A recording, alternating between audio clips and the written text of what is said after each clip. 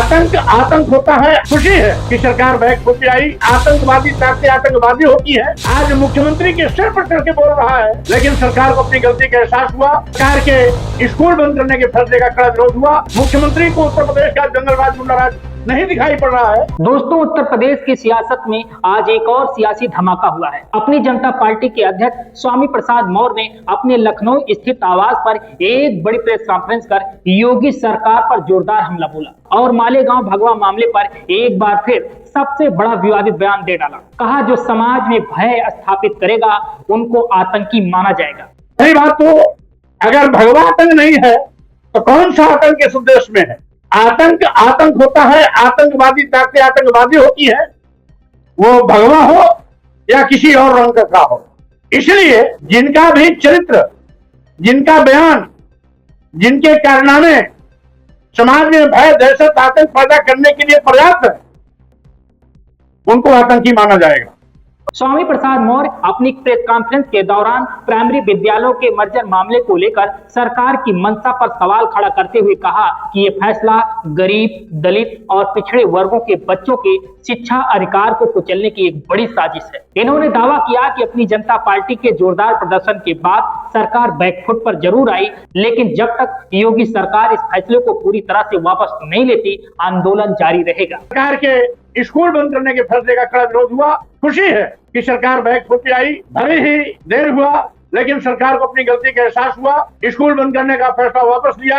इसके लिए पहली बार सरकार संवेदनशीलता दिखाई। इसलिए सरकार ने जो अपना स्कूल बंद करने का फैसला लिया, उसका स्वागत करता हूं और समस्त अपनी जनता पार्टी छात्र छात्राओं, अभिभावकों को बधाई देता हूं, धन्यवाद देता हूं। ये लोकतंत्र की जीत है, इसलिए स्वागत करता हूं।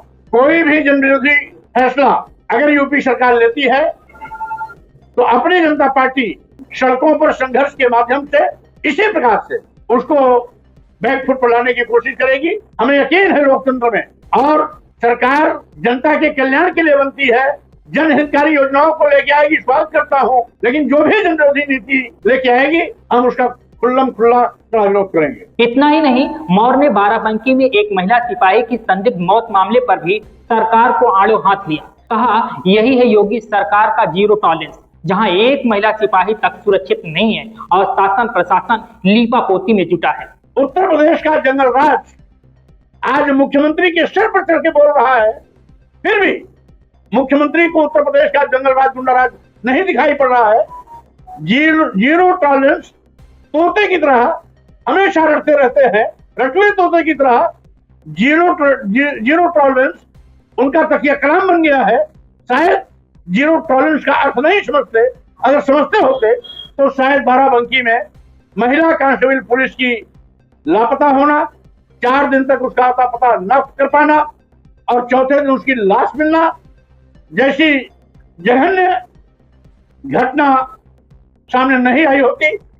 सरकार को ऐसे मामले पर गंभीर होना चाहिए और जो भी कांस्टेबल, महिला कांस्टेबल विमलेश पाल के हत्यारे, देखना यह है कि अन्य अपराधियों की तरह सरकार उनको भी क्लीन चिट देती है या अपराधियों को गिरफ्तार। फिलहाल आपको बता दें, बाराबंकी महिला सिपाही मामले पर पुलिस ने बड़ी कार्रवाई करते हुए एक को गिरफ्तार करते हुए मामले की गहनता पूर्वक जांच में जुटी है।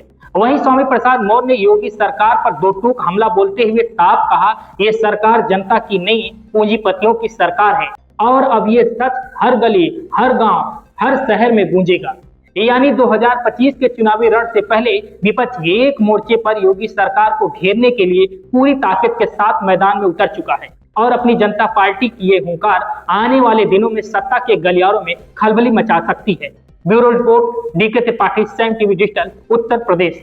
सब्सक्राइब करें साम टीवी, क्योंकि हम आ गए हैं अब आपके बीच, दिखाएंगे सत्ता के वादों और अपराधियों के एक एक कारनामे की हकीकत। और हाँ, अगर आपके पास भी हो कोई ऐसी खबर तो कमेंट करके हमें बताएं, क्योंकि बिना डर और दबाव के हम दिखाते हैं हर एक खबर डंके की चोट पर।